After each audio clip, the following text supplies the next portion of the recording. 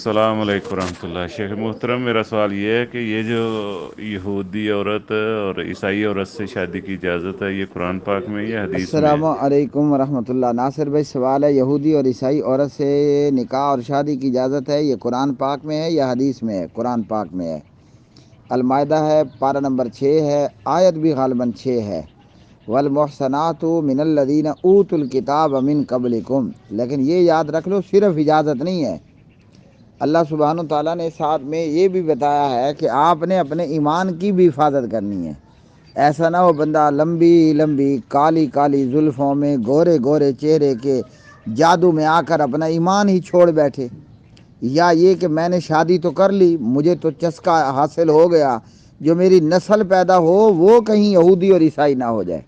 تو یہ بھی خیال کرنا، اچھا یہ بھی خیال کرنا ضروری ہے۔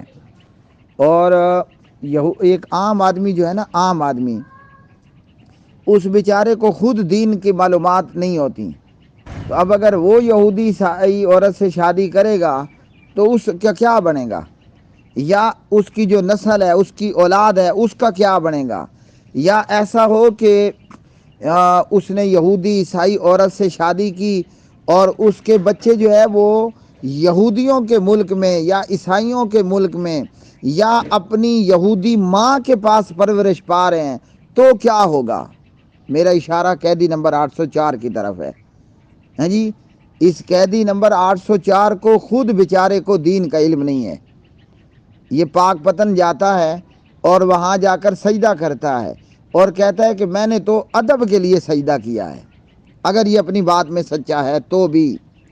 تو اب یہ بیچارہ نہیں جانتا، اگر حقیقتاً بھی نہیں جانتا، ویسے بھولا بن رہا ہے تو پھر اور بات ہے، یہ نہیں جانتا کہ حضرت محمد صلی اللہ علیہ وسلم کی شریعت کے اندر کسی اللہ کے غیر کو ادب اور احترام اور پروٹوکول کے لیے بھی سجدہ کرنا حرام ہے۔ جب اس کو دین کی اتنی الف بے کا علم نہیں ہے، تو ایسا بندہ اگر یہودی یا عیسائی عورت سے شادی کر لے تو اس کے اپنے ایمان کا کیا بنے گا؟ پبلک اور جنتا کا یہی حال ہے، الا ماشاء اللہ۔ اب میرے جیسا مولوی کر لے تو کوئی پھر دوسری بات ہے، اور یہ بھی کہ ہمارے لیے بھی کوئی گارنٹی نہیں ہے۔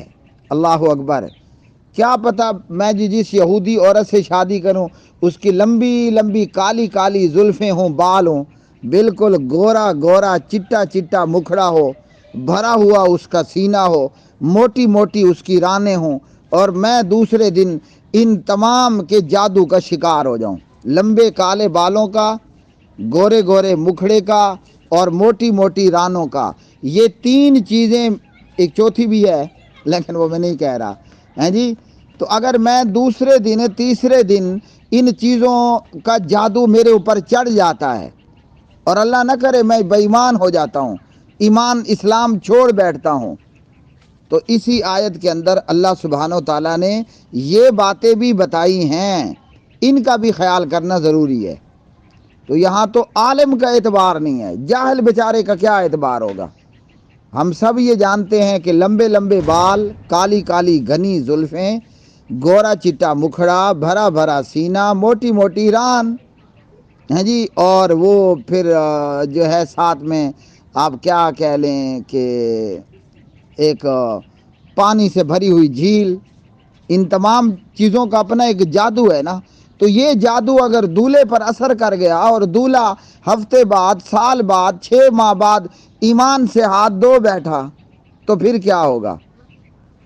یہ بھی سوچنا ضروری ہے۔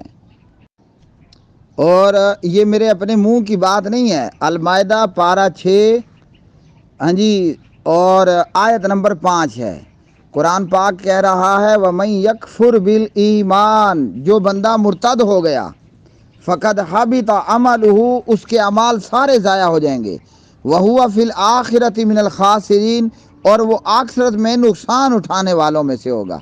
نقصان پتہ ہے کیا ہوگا؟ جنت سے محروم ہو گئے، پکا پکا جنت حرام ہو گئی۔ اور نقصان کیا ہے؟ وہ بندہ جہنم کا ایندھن بن گیا، ہمیشہ کے لیے جہنم کا ایندھن۔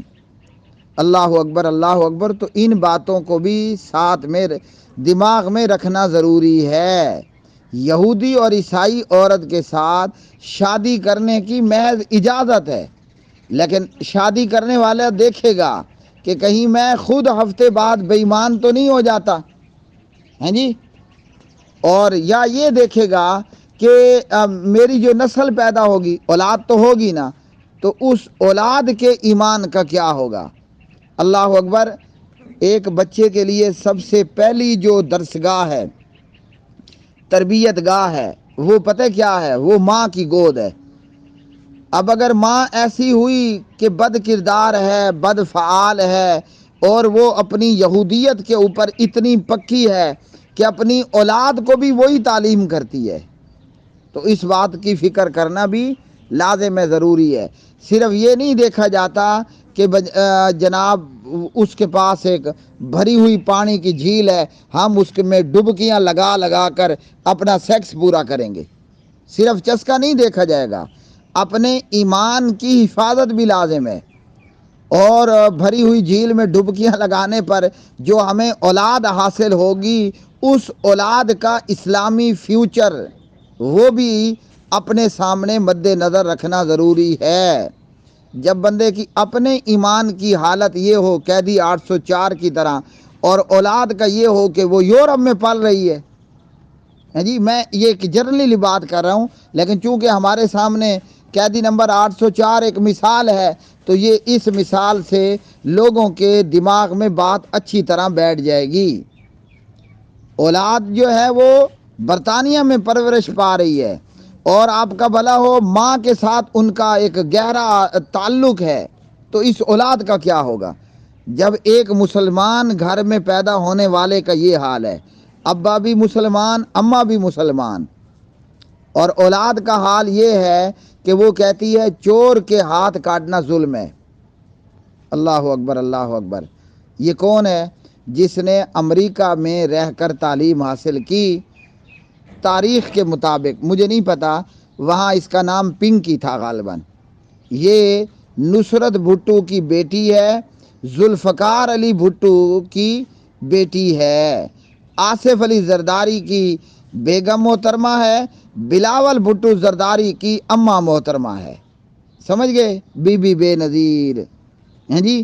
اور جب مسلمان ماں باپ ہیں، دادا نانا سارے ہی مسلمان ہیں، فیملی پوری مسلمان ہے، اس کا یہ حال ہے، تو جو آلریڈی یہودی عورت سے ہمیں اولاد ہوگی، اور وہ برطانیہ یا اسرائیل میں پرورش پائیں یا کہیں بھی پائیں اپنی یہودی ماں کے پاس، اور باپ کے دین کا اور دین کے علم کا یہ حال ہو، تو اولاد کا کیا بنے گا؟ کبھی ہم نے سوچا ہے؟ جو لوگ یورپ میں جا کر پلتے بڑھتے ہیں، تعلیم حاصل کرتے ہیں، ان لوگوں کے ایمان کا حال ہمارے سامنے ہے۔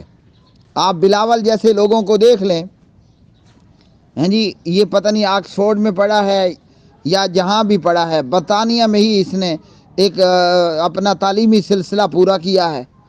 جب اس کا یہ حال ہے کہ وہ کراچی میں رہ کر ہندوؤں کی ہولیوں اور دیوالیوں میں شریک ہوتا ہے، تو جب حالانکہ زرداری صاحب مسلمان، بی بی بے نظیر صاحبہ مسلمان، حاکم علی زرداری بلاول کا دادا وہ بھی مسلمان، ادھر سے نانی نصرت بھٹو، نانا ذوالفقار بھٹو، ساری فیملی مسلمان ہے نا، تو یورپ میں تعلیم حاصل کرنے کا یہ فائدہ ہوا کہ وہ دین کی تعلیم سے اتنا ناواقف اور جاہل ہے بیچارہ کہ وہ دیوالی اور ہولی میں بھی شرکتیں کر رہا ہے۔